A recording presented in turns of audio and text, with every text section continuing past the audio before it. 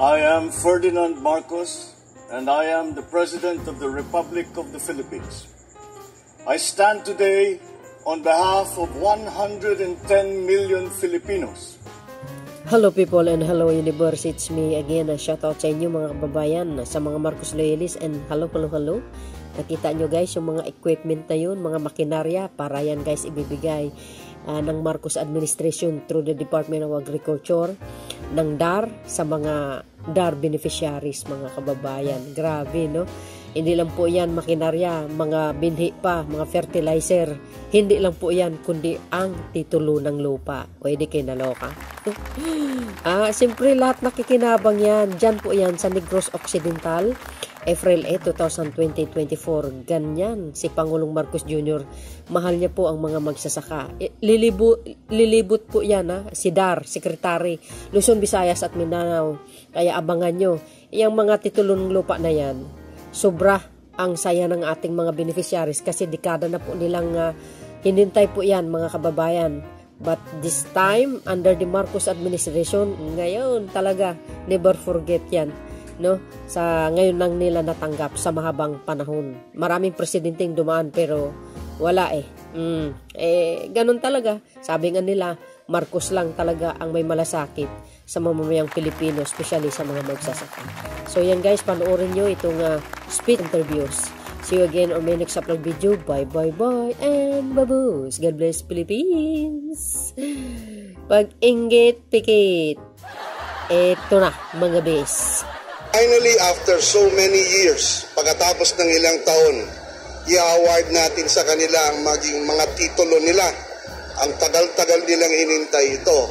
And of course, with this administration, ang talagang objective namin dito, as you can see, that it is the President himself who is coming and myself. So we are bringing government closer to the people. Inilalapit namin ang pamahalaan natin sa mga ating kababayan at lalong-lalo na sa ating mga agrarian reform beneficiaries. Itong buong taon na ito, God willing, we intend to distribute about 100,000 CLOAS for this year. Wow. Na ang tagal-tagal nang hinintay ng ating mga magsasaka. Itong pamimigay ng titulo ay hindi sapat. Dapat may kasamang mga support services ito. Katulad ng halimbawa mga farm-to-market roads, mga traktor, mga farm machineries and equipment, etc.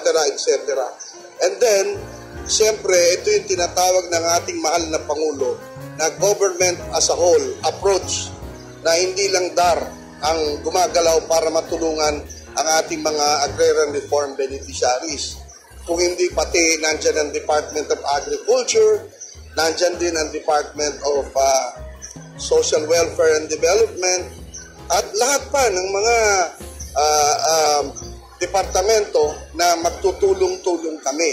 Kasi hindi lang naman pinag-uusapan ng lupa, hindi lang naman yung support services. Kailangan din natin pag-aralin ang mga anak ng mga magsasaka.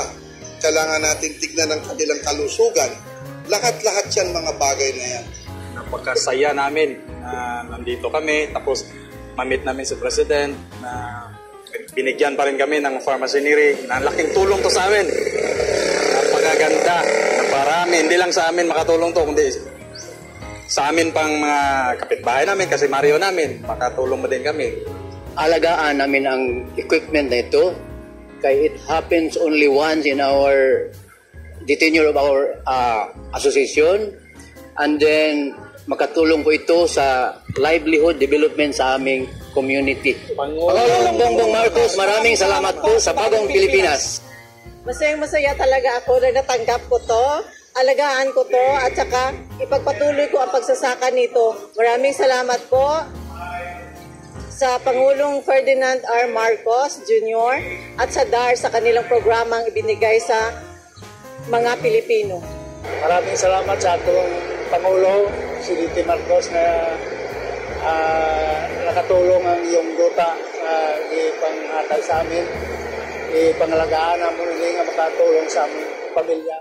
Naging katungkulan ko bilang Pangulo, ito ang aking paborito. na matapos na ang pagbigay ng mga titulo, ang parcelization ng mga consolidated CLOA sa ating mga magsasaka. Ang ating pagtitipon dito sa Bago City ay patunay na ang inyong pamahalaan sa pangunguna ng Department of Agrarian Reform ay hindi tumitigil sa pagtupad ng aming pangako na mamamahagi ng mga lupang sakahan sa ating mga benepisyaryo.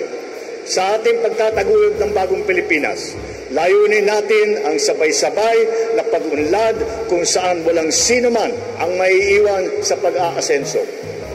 Itong programang pang-agrikultura ng pamahalaan natin ay nagpapakita lamang na seryosong pagkilos ng administrasyon upang matulungan kayo na magkaroon ng higit na kakayahan, kasanayan at mga pagkakataon sa pag-unlad. Malagod kong ipinapaalam na wala na po kayong babayaran na amortization. Burado na po ang inyong utang sa land bank. Sa ating mga agrarian reform beneficiaries, may tuturing po kayong mga buhay na bayani ng ating panahon.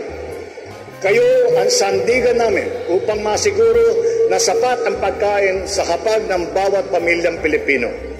Naway samahan ninyo ako sa pagsasakatuparan ng isang bagong Pilipinas, isang bansang walang nagugutom at ang lahat ay kumikilos para sa kapakanan ng lahat.